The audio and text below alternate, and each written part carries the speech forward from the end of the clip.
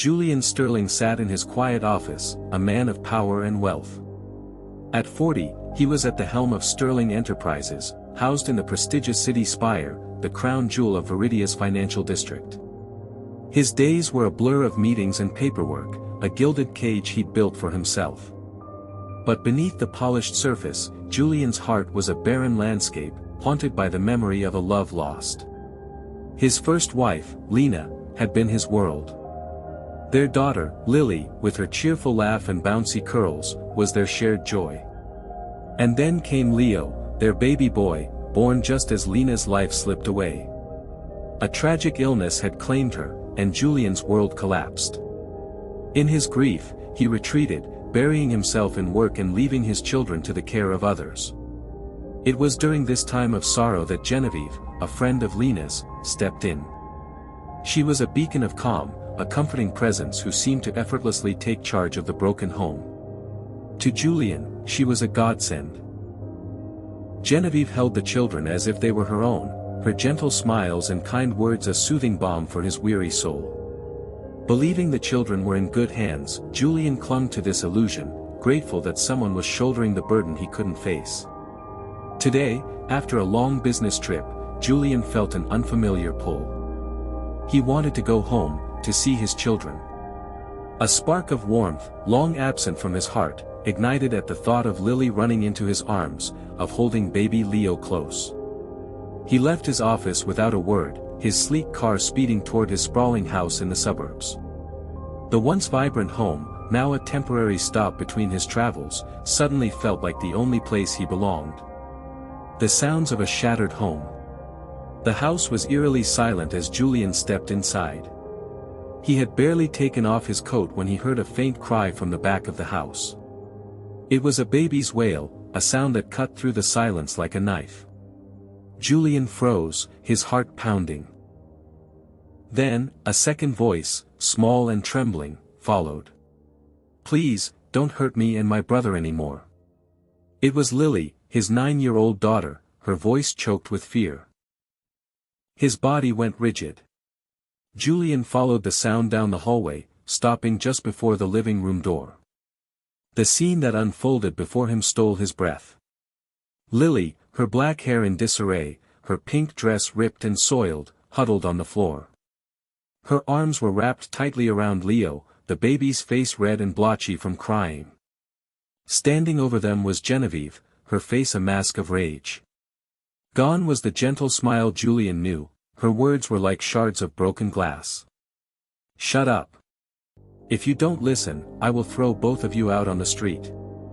Julian lunged forward, placing himself between Genevieve and his children. "Stop," he roared, his voice raw with fury. He reached for Leo, his hands clumsy from months of not holding his son. "Let me hold him. Lily, come to Daddy." The little girl froze, her fingers clutching the torn fabric of her dress. Julian stood there, a human shield protecting his children. A flash of fury crossed Genevieve's face, quickly replaced by her familiar, sweet smile. "Oh, darling, you're back," she cooed. "I was just teaching the kids some rules. They were being so wild." She placed a hand on his arm, her voice honey-sweet. "You must be tired. Don't worry about a little childish crying. The doctor said kids need discipline." The truth revealed. Julian held Leo tightly, his throat burning with unspoken rage. He looked at Lily and saw the pure terror in her eyes. He then looked at Genevieve's perfect, fake smile. Her words were a subtle poison, an attempt to make him doubt what he had just witnessed. Julian looked down at his children. Lily's dress wasn't just dirty, it was torn in several places. Leo was far too thin, and both children were shaking with fear. For the first time, Julian truly saw his children, and his heart shattered. Before he could speak, their longtime housekeeper, Mrs. Anya, appeared in the doorway. She was an elderly, kind woman who had worked for the family for years. Her face was a mixture of concern and sadness. "Mr. Sterling," she said quietly, "I didn't know you were coming home early." Genevieve's sweet act returned. Mrs. Anya has been such a help, she said with a laugh. She knows how difficult it can be to manage children when their father is away so much. Mrs. Anya nodded slowly, but Julian could see the fear in her eyes. Julian knelt down next to Lily, his expensive suit forgotten. "Sweetheart, what happened to your dress?" Lily looked up at him, her eyes wide with terror. She opened her mouth, then looked at Genevieve, and her mouth snapped shut. "Oh, that old thing." Genevieve laughed lightly. She was climbing trees in the backyard. You know how children play. But as Julian touched the torn fabric, he knew it wasn't from a tree. It looked like someone had pulled it, hard. "Is that true, Lily? Were you climbing trees?" Julian asked gently. Lily's bottom lip trembled, and tears welled up in her eyes. She couldn't speak. Julian reached for baby Leo, and as he did, he saw something that made his blood run cold. Small red marks on the baby's tiny arms, like finger marks. "Genevieve," he said, his voice hard. "What are these marks on Leo?" Genevieve's smile flickered but returned immediately. "Oh, those? He's been so fussy lately. I have to hold him firmly so he doesn't fall. Babies get little marks like that." But Julian knew what he was seeing, and it wasn't from a loving touch. The unveiling of deceit. Mrs. Anya softly cleared her throat.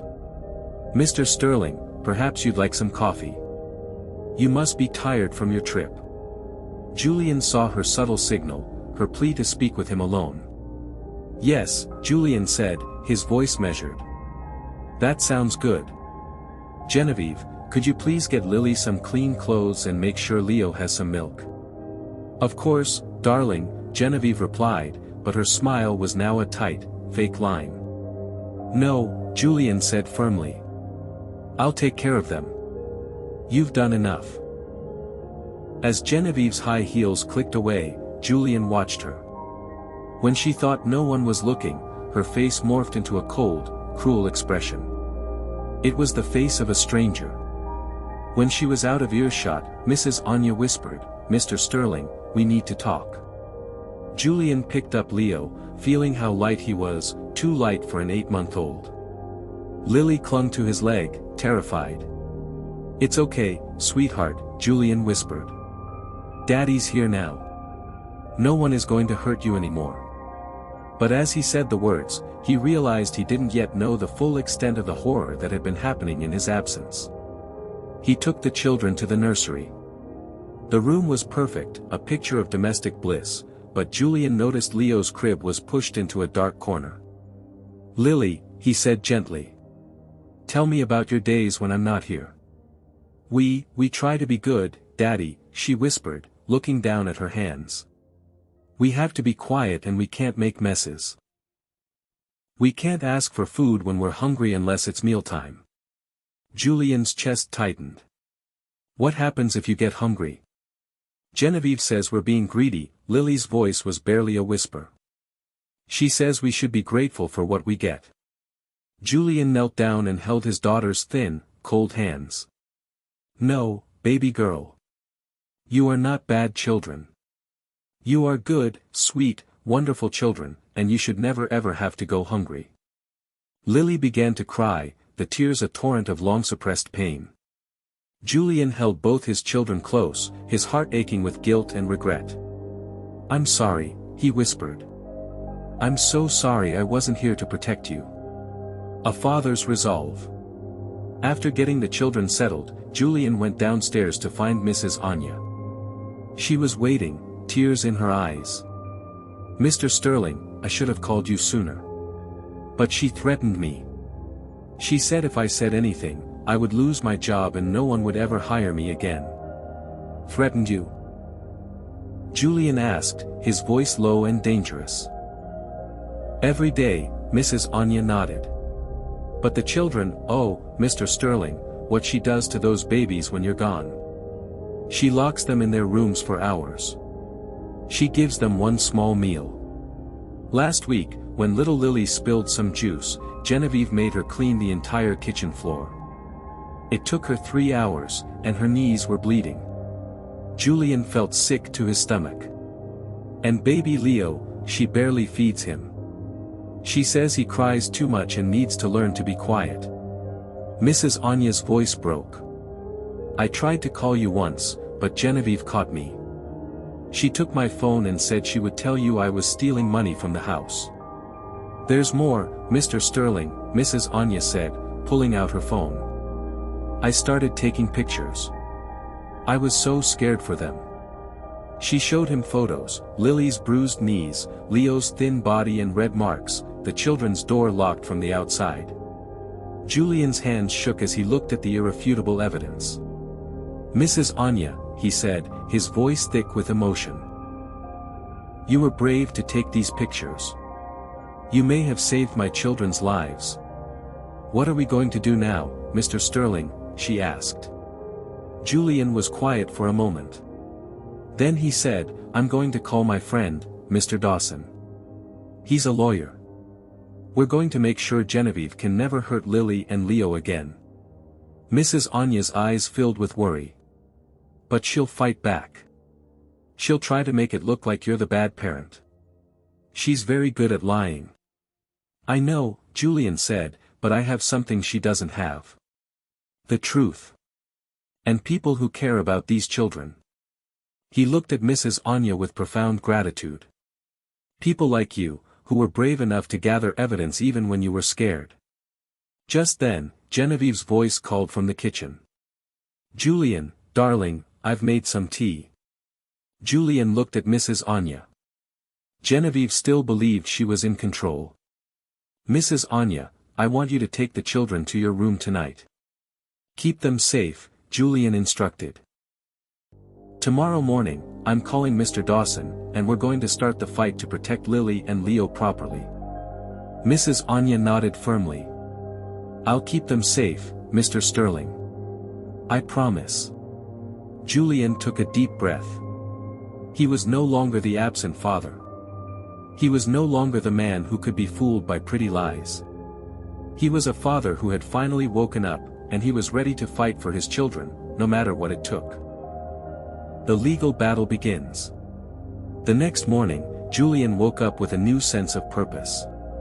He had barely slept, haunted by the images of his children's suffering. He checked on Lily and Leo in Mrs. Anya's room, finding them safe and calm. He then went to his study and called his friend, Mr. Dawson, a renowned lawyer. Julian, it's been a while, Mr. Dawson said. Mr. Dawson, I need your help. My wife, Genevieve, she's been hurting my children. Julian's voice was tight with emotion as he explained everything, the bruises on Leo, Lily's fear, the starvation, and the photos Mrs. Anya had taken. I have proof, Mr. Dawson. I don't know what to do. The first step is getting the children somewhere safe, Mr. Dawson said. Bring them to my office today. I want to see the evidence, and we need to start building our case. Do not tell Genevieve anything yet. She's going to fight back hard when she realizes what's happening. Julian's stomach tightened. What do you mean? She's been living a comfortable life as your wife. She has access to your money, your house, your status, Mr. Dawson explained. She's not going to let that go without a fight. She'll likely hire her own lawyer and try to make you look like the bad parent. I don't care how hard it is, Julian said firmly. I'm going to fight for my children. Good. That's what I wanted to hear, Mr. Dawson replied. Bring the children and Mrs. Anya to my office at 2 p.m. today. We'll start the process. A child's courage. At 1:30 p.m., Julian, Lily, Leo, and Mrs. Anya got in the car. As they pulled out of the driveway, Julian saw Genevieve watching from the front window, her face a mask of suspicion. She knew something was wrong. Mr. Dawson's law office was a place of quiet professionalism. He was a tall man with a calm, reassuring voice. He greeted them warmly, and after introducing everyone, Mrs. Anya showed him the photos on her phone. With each picture, Mr. Dawson's expression grew more serious. This is very strong evidence, he said. "Mrs. Anya, would you be willing to testify in court?" "Yes," she said without hesitation. "Those children have suffered enough." Mr. Dawson then turned to Julian. "I need to warn you about what's coming next. When we file for emergency custody, Genevieve will be served with the legal papers. She'll know you're trying to take the children away permanently. She'll likely hire the best defense lawyer in the city. Her lawyer will try to make you look like an unfit father." Julian's heart sank. "So, we might lose?" "Not if we're smart and prepared," Mr. Dawson said. "But Genevieve is going to fight dirty. She's going to claim that you abandoned the children, that you were never home, and that she was the only one taking care of them." "That's not true," Julian protested. "We know that, but we have to prove it in court," Mr. Dawson said. "That's where Mrs. Anya's testimony and photos will be crucial. And most importantly, we have Lily. If she's willing to testify, her words will carry a lot of weight. Children don't usually lie about abuse." Julian's heart broke at the thought of his 9-year-old daughter facing a lawyer in court.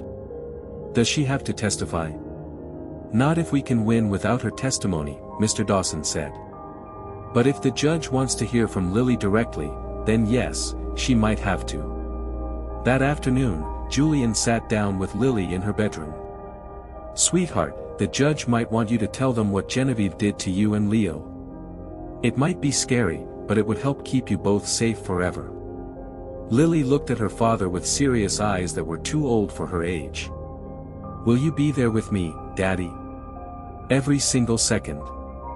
And Mrs. Anya will be there, too." Lily was quiet for a long moment. Then she said, "If it will keep Leo safe, I'll do it. He's too little to protect himself. Someone has to protect him." Julian's eyes filled with tears. His little girl was braver than he had ever been. The courtroom showdown. 2 days later, the legal papers were served. Genevieve's scream echoed through the house as she read them. She ran downstairs, her face contorted with rage. "Julian, how could you do this to me? After everything I've done for this family." Julian remained calm. "You hurt them, Genevieve.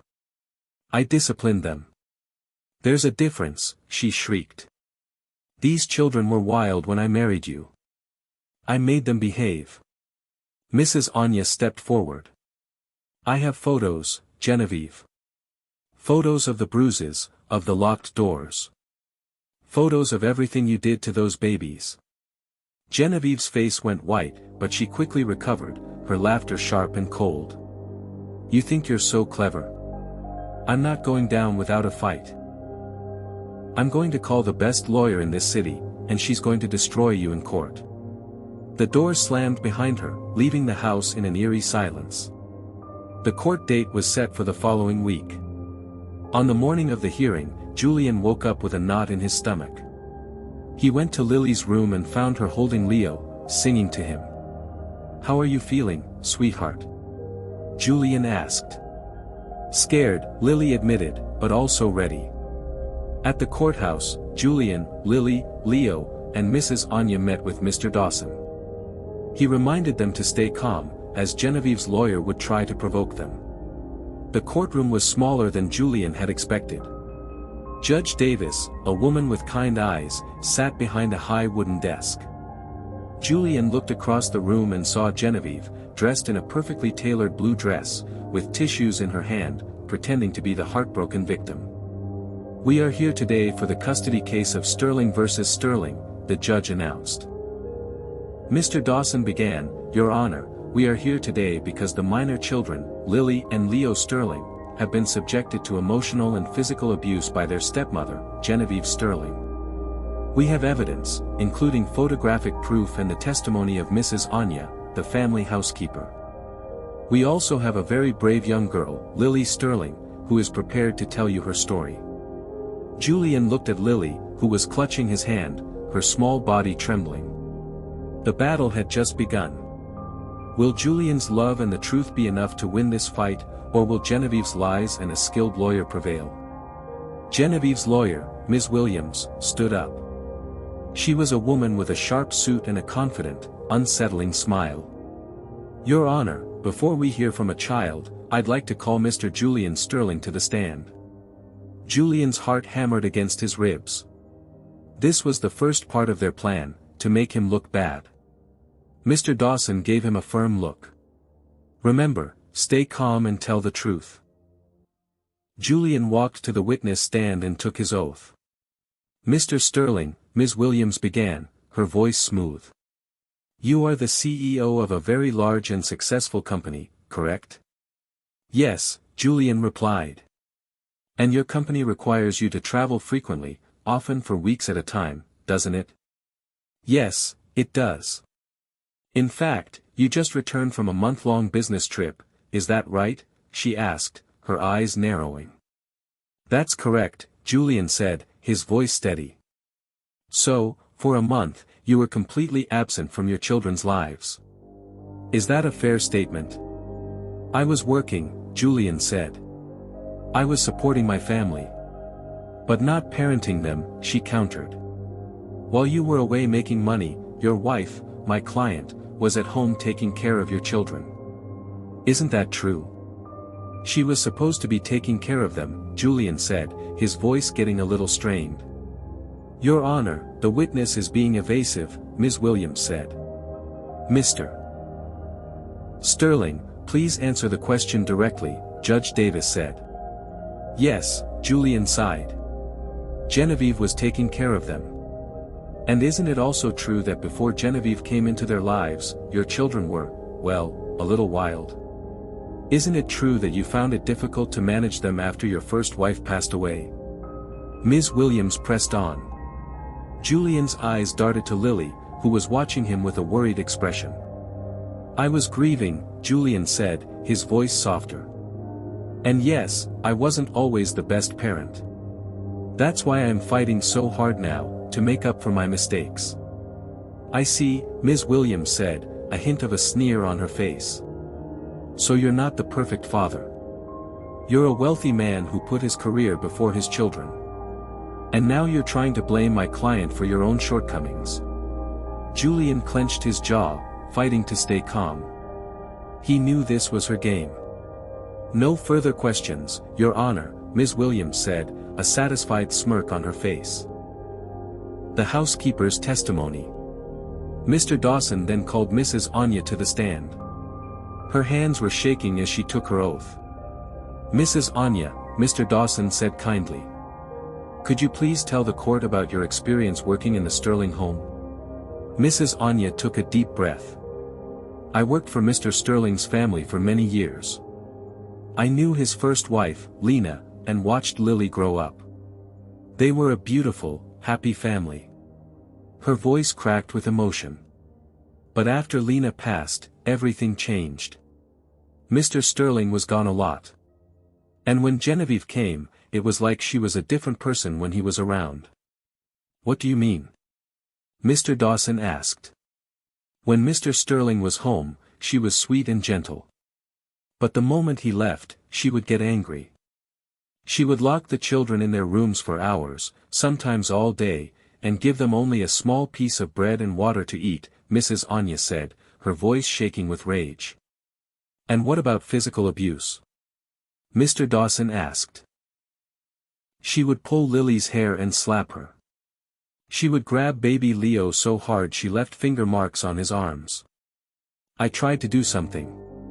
I tried to call Mr. Sterling once, but she caught me and threatened to fire me and ruin my name." Mrs. Anya then showed the judge the photos on her phone. The judge looked at them one by one, her face growing serious with each photo. Ms. Williams tried to object, saying the photos were faked, but the judge overruled her. "I took them because I was so scared for those children. I had to have proof," Mrs. Anya cried. "Thank you, Mrs. Anya," Mr. Dawson said. "No further questions." The brave little girl.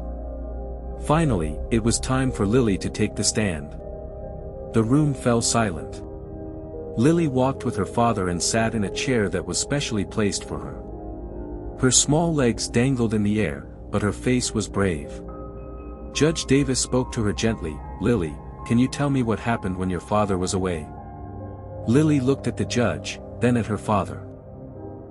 She took a deep breath. Genevieve was mean to us. She said we were bad children because we made too much noise. She would lock me and Leo in our room all day long. One time, I spilled juice, and she made me scrub the whole kitchen floor on my knees. My knees bled, she whispered, her voice a little shaky. She didn't give us enough food. She said we were ungrateful. Did your father know about this? Judge Davis asked. No, Lily said, her voice stronger now. She would be nice when he was home. She told me that if I told anyone, she would make sure I never saw my daddy again. Judge Davis looked at Genevieve, who sat there with a stone-cold face. The judge then looked at the photos and the housekeeper's tearful testimony. She saw the evidence and she saw a small, brave girl. There was no doubt in her mind that Lily was telling the truth. Thank you, Lily, Judge Davis said, her voice full of warmth. You are a very brave little girl. You can go back to your father now. As Julian held his children close, his heart full of both shame for his past mistakes and immense pride for his daughter's courage, Judge Davis made her final ruling. Based on the evidence presented, the testimony of Mrs. Anya, and most importantly, the clear and credible testimony of the child, Lily Sterling, I am granting full and permanent custody of Mary and James to their father, Julian Sterling. Genevieve Sterling, you are to have no contact with these children.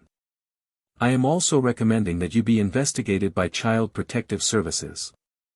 The judge slammed her gavel down, and Julian felt an enormous weight lift from his shoulders. He was a father again, and he had a second chance. Julian looked at Genevieve, whose face was now a mix of shock and rage. But Julian didn't care. The only faces he cared about now were the ones of his children, who were finally safe.